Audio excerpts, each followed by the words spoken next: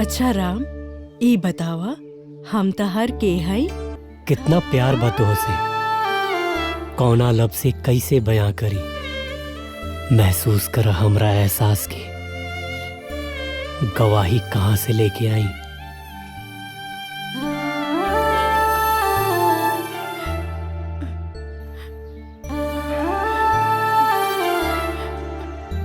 चलो भाई साहब के जाके एहनी के प्रेम कहानी बता दी। अभाग पागल नहीं का? अरे एहनी के प्यार जितने परवान चढ़ी न उतनी जल्दी हमनी के कामयाब हो कब्जा हो।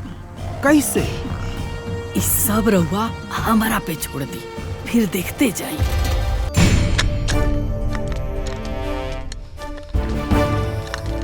अरे अरे भैया, ई का करे जाता नहीं रहुआ? ओकरा के जान से मार देब हम।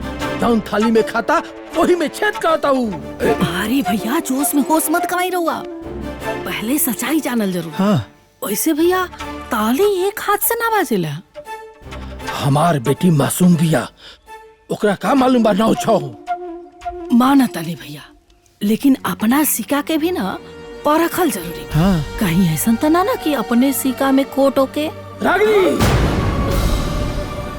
देखी भैया, शोर मचावला से ना बदनामी अपने होला।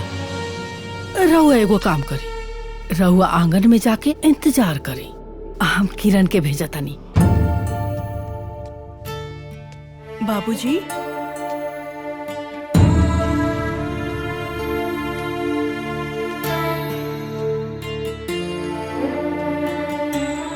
रहुआ हमरा के बुलावनी हा? चुप, एकदम चुप।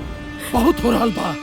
हमार टुकड़ा पे पले वाला 2 कौड़ी के नौकर हमार बेटी के सुहाग बने के सपना देख रहल बा।